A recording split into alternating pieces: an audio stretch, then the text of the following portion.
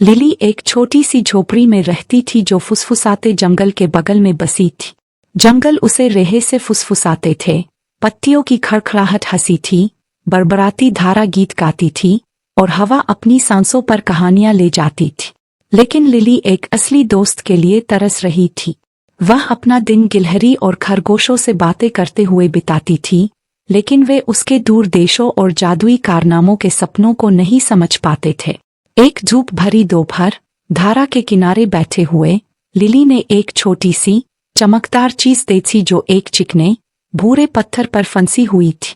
यह एक लॉकेट था, उसके अंगूठे से भी छोटा, जो ऐसा लग रहा था जैसे शुद्ध चांदनी से बना हो।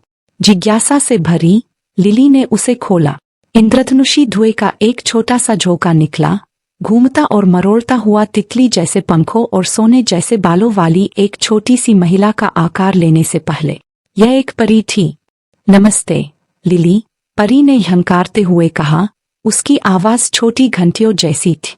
मैं लूना हूँ, खोई हुई इच्छाओं की रक्षा। इस लॉकेट में एक इच्छा है। तुम्हारी दिल की क्या ख्वाहिश है?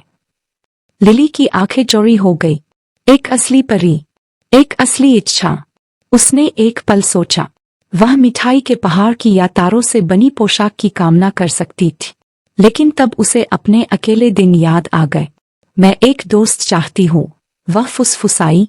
एक दोस्त जो मेरे सपनों को समझे और मेरे कारनामों में मेरा साथ दे। लूना मुस्कुराई। एक योग्य इच्छा लिली, लेकिन सच्ची दोस्ती को इच्छा से अस्तित्व में नहीं लाया जा सकता है। इसे एक कीमती रत्न की तरह अर्जित करना होता है। लूना ने तब समझाया कि लॉकेट एक बना बनाया दोस्त देने के बजाय उसे मार्गदर्शन देगा। उसने लिली को डूबते सूरज के रास्ते का अनुसरण करने के लिए कहा, जहां उसे एक छिपी हुई घाटी मिलेगी।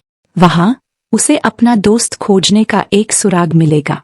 लिली, उसका दिल उम्मीद से भरा हुआ, लूना को धन्यवाद दिया और लूना के बताए अनुसार डूबते सूरज के रास्ते पर चल पड़ी। यात्रा लंबी थी और उसे कई चुनौतियों का सामना करना पड़ा। उसने एक खोए हुए बच्चे पक्षी को उसका घोंसला खोजने में मदद की, अपने जामुन एक भूखे के साथ साझा किए और यहाँ तक कि अपनी त्वरित सोच का इस्तेमाल हिरणों के एक समूह को एक उलझे हुए हुरमुट से बचाने के लिए किया। जैसे ही सूरज की आखिरी किरणें आकाश को नारंगी और बैंगनी रंग में रंग रही थी, लिली आखिरकार छिपी हुई घाटी में पहुंच गई।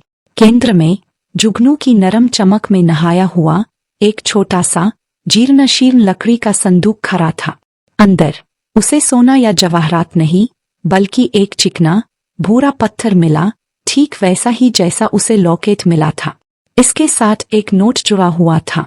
सबसे सच्चे दोस्त वे होते हैं जो आपकी दया और साहस को साझा करते हैं। लिली ने पत्थर को देखा, फिर उस रास्ते को वापस देखा जिससे वह आई थी। उसने महसूस किया कि रास्ते में उसने कितने प्राणियों की मदद की, दया और साहस दिखाया। और जैसे ही उसने इसके बारे में सोचा, उसे बच्चे पक्षी की आभारी चहचहाट, हेजहॉग की खुश चीखें और हिरणों की कोमल थपकी याद आई। वे उसके दोस्त बन गए थे। लिली मुस्कुराई।